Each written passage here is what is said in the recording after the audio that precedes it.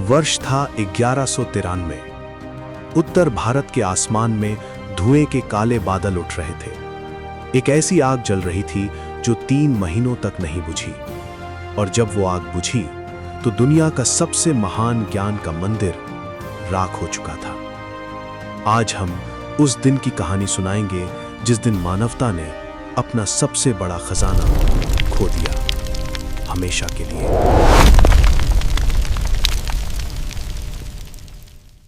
आज से लगभग 1600 साल पहले बिहार की पवित्र धरती पर एक ऐसे विश्वविद्यालय की नींव रखी गई जिसकी कल्पना भी आज के इंसान के लिए मुश्किल है। नालंदा। यह सिर्फ एक विश्वविद्यालय नहीं था, ये एक पूरी दुनिया थी। ज्ञान की एक ऐसी दुनिया जो अपने आप में अनोखी थी, जिसकी कोई मिसाल नहीं थी। इसकी स्थापना 5वीं शताब्दी में गुप्त साम्राज्य के शासनकाल में हुई थी। सम्राट कुमार गुप्त प्रथम के शासन में इस महाविहार को जन्म मिला और अगली 8 शताब्दियों तक ये स्थान विश्व की ज्ञान राजधानी बना रहा। सोचिए, एक ऐसा विश्वविद्यालय जहां एक साथ 10,000 से ज्यादा छात्र पढ़ते थे, 2,000 से अधिक महान शिक्षक पढ़ाते थे, और दुनिया के हर कोने से लोग यहां ज्ञान की तलाश में आते थे। चीन से, कोरिया से, जापान से, तिब्बत से, श्रीलंका से, इंडोनेशिया से और अरब देशों से भी। नालंदा में प्रवेश पाना संसार का सबसे कठिन काम था। यहां की प्रवेश परीक्षा इतनी कठिन थी कि केवल 3 में से 1 छात्र ही इस पवित्र द्वार के भीतर कदम रख सकता था।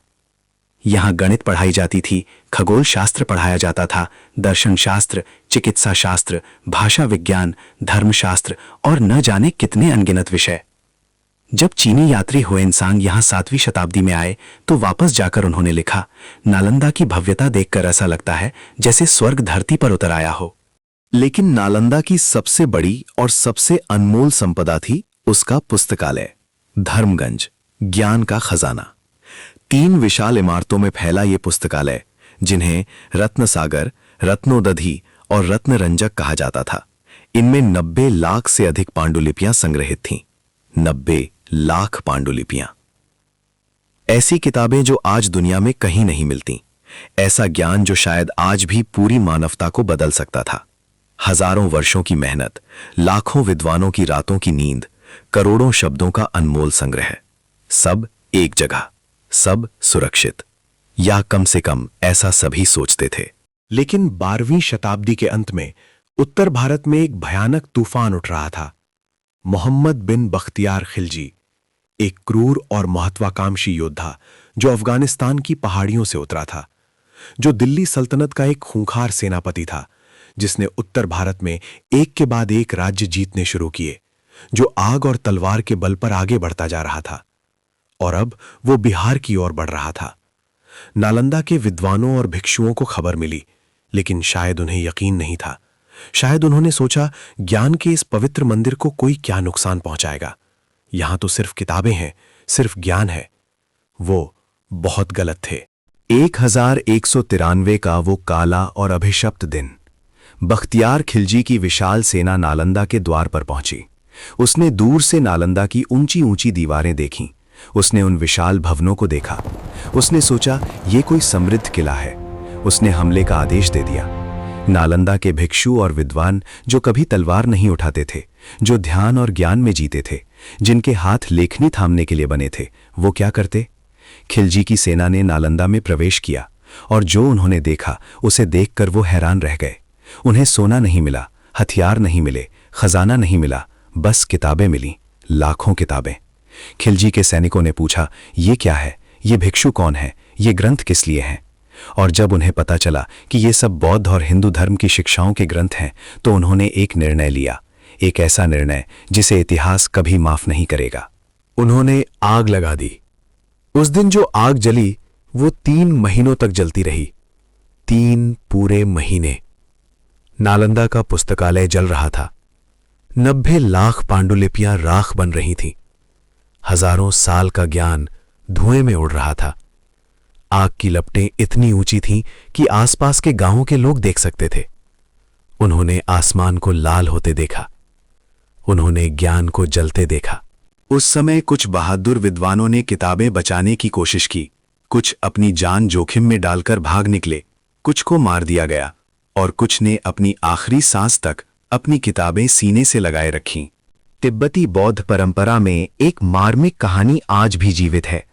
जब नालंदा जल रहा था तो वहां के एक वृद्ध महान विद्वान राहुल श्रीभद्र में अपनी सबसे मूल्यवान पांडुलिपियां उठाईं और तिब्बत की ओर भाग निकले। शायद इसीलिए आज तिब्बत में कुछ प्राचीन बौद्ध ग्रंथ आज भी सुरक्षित हैं। वो आग आखिरकार बुझी तो सिर्फ धुआं था, राख थी, टूटी हुई दीवारें थीं और एक सवाल था जो आज भी जवाब मांगता है। उस पुस्तकालय में क्या था? आर्यभट्ट के वो सभी ग्रंथ जिनमें उन्होंने शायद शून्य और खगोल के और भी गहरे रहस्य लिखे थे। नागार्जुन की वो सभी रचनाएं जिनमें रसायन शास्त्र के ऐसे सूत्र थे जो यूरोप को 500 साल बाद पता चले। चरक और सुश्रुत की वो अज्ञात पांडुलिपियां जिनमें ऐसी दवाओं के नुस्खे थे जो आज लाखों जानें बचा सकते थे। क्या उन किताबों में कैंसर का इलाज था? क्या उनमें ब्रह्मांड के अनसुलझे रहस्य थे? क्या उनमें वो ज्ञान था जो आज की दुनिया को हमेशा के लिए बदल देता? हम कभी नहीं जान पाएंगे, क्योंकि वो ज्ञान जल गया हमेशा के लिए। लेकिन नालंदा की कहानी यहां खत्म नहीं होती। उस आग ने इमारतों को जलाया, उस आग ने किताबों को जलाया, लेकिन उस आग ने उन विद्वानों की आत्मा को नहीं जला पाई। जो विद्वान बचकर निकले वो अपने साथ ज्ञान लेकर गए। और आज जब भारत ने नालंदा विश्वविद्यालय को एक बार फिर से बनाया है तो उस आग की याद ताज़ा हो जाती है। 2010 में भारत सरकार ने नालंदा को फिर से जीवित करने का निर्णय लिया।